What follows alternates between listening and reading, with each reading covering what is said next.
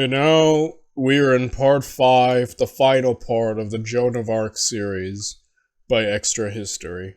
February 21st, 1431, Rouen Castle. Do you swear to speak the truth in answer to such questions as are put to you? Asks Bishop Cauchon. I do not know what you wish to examine me on, responds Joan. Perhaps you might ask such things I would not tell.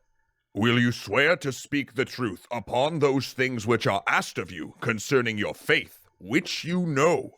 Concerning my father and mother, and what I've done since I took the road to France, I will gladly swear to tell the truth. But concerning my revelations from God, these I have never told or revealed to anyone, save only to Charles, my king, and I will not reveal them to save my head.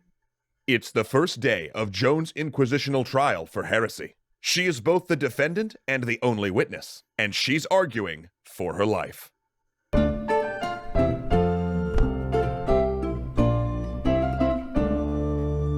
Joan survived the leap from the tower, landing on a soft patch of earth. But the fall had gone badly, and she laid injured until her jailers collected her voices whispering comfort. But her worry came to pass. The Burgundians sold her to the English, and there would be a trial for witchcraft and heresy conducted by her enemies. As they prepared, Joan languished in prison. English and Burgundian lords visited to Lirat and grope her. She was constantly alone with male soldiers. She still wore men's clothing, though, for it was a greater defense against assault than a dress. Outside her cell, the inquisitional trial was taking shape. At its head was Bishop Pierre Cauchon, a clergyman who'd been a long supporter of English interests in France. In fact, he'd personally negotiated Joan's sale to the English. So this trial was not exactly fair, because you see, after Joan got Charles crowned at Arras, the English, not to be outdone, had rushed their boy king, Henry VI, into the country in order to crown him King of France. But Charles was still claiming, through Joan, that God supported his claim. However, if Cauchon could prove in court that Joan was either a heretic, a witch, or a liar, it would go a long way toward undercutting Charles's claim to the throne. It was a trial designed to discredit Joan and her visions. Yet Cauchon knew it couldn't be an obvious hit job. Everyone knew the English and Burgundians hated Joan and expected a slanted court. Therefore, the verdict must be unimpeachable.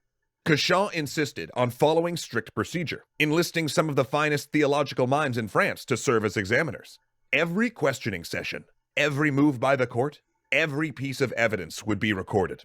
He wanted everyone to know how they'd come to their conclusions. Yet his initial background investigation wasn't promising. An investigator sent to Doremy to dig up dirt came back empty-handed, and a group of English noblewomen confirmed Joan was a virgin, meaning she wasn't lying about being a maid. But that still left the charge of heresy, of harboring beliefs that differed from established church doctrine. And if Joan refused to recant, that was a death sentence. So the dance began. Joan insisted that they let her take mass. The prosecutor, for his part, insisted that she could not hear mass while dressed as a man, and Joan countered that her garments protected her. Then the questioning portion of the trial opened, with Joan standing in a castle hall amid 50 or 60 churchmen. Now she had an audience. Joan began sparring with the court over her oath to be truthful. She agreed to answer questions about her past and her faith, but not her visions. It was an argument that would repeat every day. And over the next week and a half, the court would probe her about her past, her beliefs, and every step of her journey since leaving Doremy. They asked about whether she had disobeyed her parents by leaving, about obscure village folk beliefs, and of course, about her visions. Her examiners were learned men, versed in theology, and with decades of education in canon law. Joan, by contrast, was an illiterate peasant who had only recently learned to sign her name on the letters she dictated. Yet, she pushed back. Her voices told her to be bold, to argue, to challenge. And though not traditionally schooled, she had a sharp mind and had absorbed much in her years as a devoted Catholic.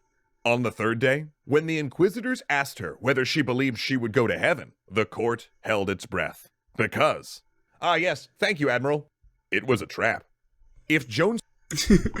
Yeah, it is interesting, to hold your own against, this whole situation obviously was designed to be completely against her. Essentially, all the odds are stacked against her, but yet, she holds her own. I think that is very admirable. Obviously, I don't think she was ever gonna get out of this, um, well, but, you know, like I said, this trial was kind of a sham, and they're trying their hardest to, like, get her. But it is amazing, because I had heard that, you know, about this, that she ends up answering that, um, I forgot exactly what she says, but she manages to not fall for the trap. At least that's how I remember it going. I don't remember her exact words, but they're about to say it. But either way, it is kind of impressive because she's essentially, you know, holding her own against theologians and people who are all out together, completely on her own in enemy territory. You know, all the odds are stacked against her, but it is admirable, obviously. You know, how she holds herself in this situation. Said no, she would be admitting a state of sin.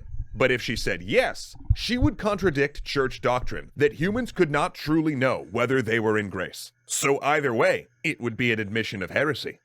If I am not in his grace, she answered, may God put me there. And if I am, may God so keep me. I should be the saddest creature in the world if I knew I were not in his grace. Her eloquence on the issues stunned the court. Questions of faith she batted away with ease that puzzled her questioners, and Joan reveled in this performance. But when speaking of visions, though, she evaded, circled, outright refused. And this was wise. Yeah, the visions are a big problem. Definitely keeping that to yourself. But that, again, that's such a baller thing to do. Even they're like, crap, we can't trap her. This really young person, you know, is just out here pulling this off. It is amazing, you know. Because she was not as well versed in church doctrine involving spiritual beings, and if she spoke about it, might unknowingly create an opening. For days, Kashaw and the Inquisitors hammered at her. Who told you to wear men's clothing? Why did you do it, despite the fact the Old Testament forbids it? Name the voices. Convince us you've seen the saints. He urged Joan to describe her visions beyond seeing light and hearing voices. Was it the voice of God, saints, or angels? If saints, did they give her a sign to convince others that her visions were real? This, too, was a snare. You see, church doctrine held that saints and angels were beings of pure spirit, and they had no corporeal bodies. So if Joan described seeing them in the flesh, you get where he was going. He took away her audience and began questioning her in private in her cell. The cracks began to show. She said the voices were the Archangel Michael, Saint Catherine, and Saint Margaret, and that they appeared to her, solid as her inquisitors, and she knew them by the symbols they carried. And when pressed, Joan described a vision she'd had at Charles's court, where an angel walked into the audience hall and placed a jeweled crown on the Dauphin's head. But she still refused to reveal exactly what she'd said to the Dauphin in private. And finally, Cauchon considered using torture. And indeed, he showed Joan the implements, hoping the sight of these tools of pain would force a confession. But they did not. However, Joan was already ill, and they did worry that if they tortured her, she might die in custody. So tabling torture, they drew up their findings and read them to her. 12 charges. She would need to answer them the next day. May 24th, 1431. Joan stands on a scaffold in a graveyard, formally charged with heresy. The prosecutors had determined that either she had fabricated the visions, or they were demons. Then, a surprise. If she doesn't answer these charges, they say, they will execute sentence immediately. Joan's voices had promised that they'd deliver her from captivity, but now time was up. She gave in to fear and confessed.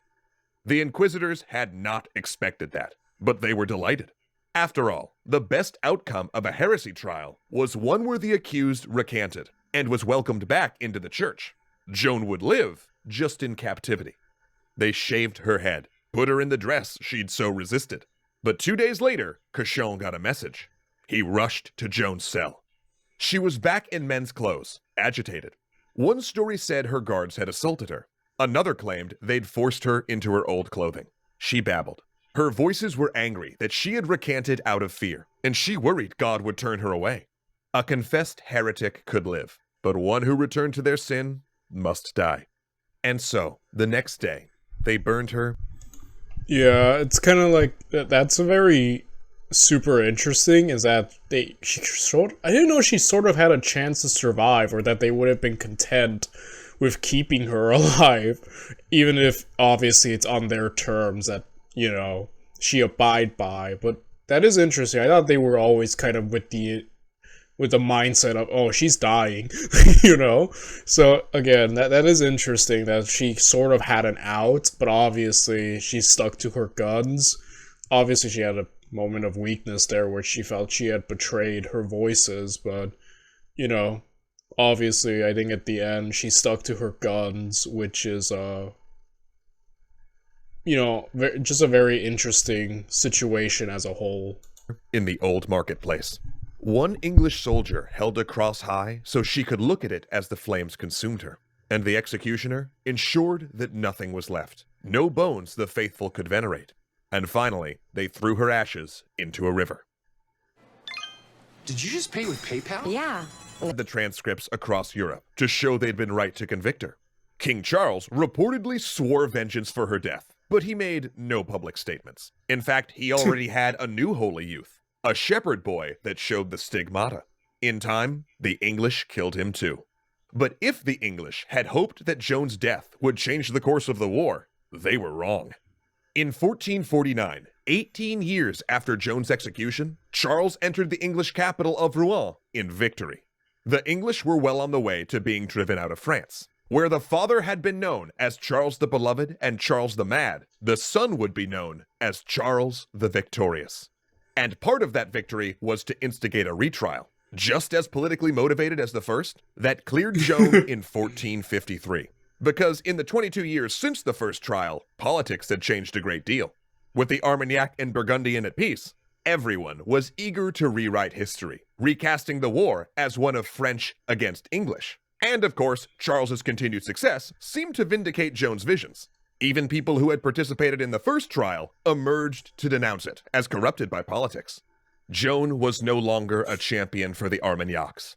This soldier from a bitter civil war was now seen as a champion of all of France, and her status as a national symbol would only grow over the centuries. And yeah, it's in a sense of, if you strike me down, I could become more powerful than you could possibly imagine, kind of situation.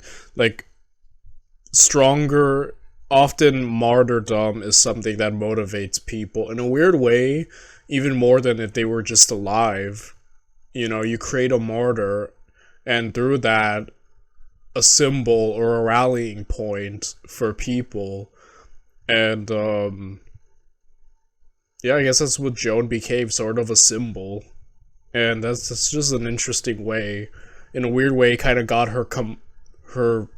she won in a sense at the end, So that's pretty cool. In 1920, the same church that had condemned Joan as a heretic officially declared her a saint. The girl who had defended Orleans, taken the Loire castles, and failed outside the walls of Paris, had made one final conquest. For now, she'd stormed the gates of heaven. Overall, a really great series. I really liked that, I really liked looking at the theological / political mesh that was kind of the story of Joan of Arc. Just, like I said, just a unique story. Like, in this, like, great conflict, and just an interesting character. Let me know, what do you guys think about Joan of Arc? Like, how do you view her visions? I kind of want to know what some of your thoughts are regarding this person. And, yeah, I guess I'll see you guys tomorrow in a brand new series. So, until then, bye everyone.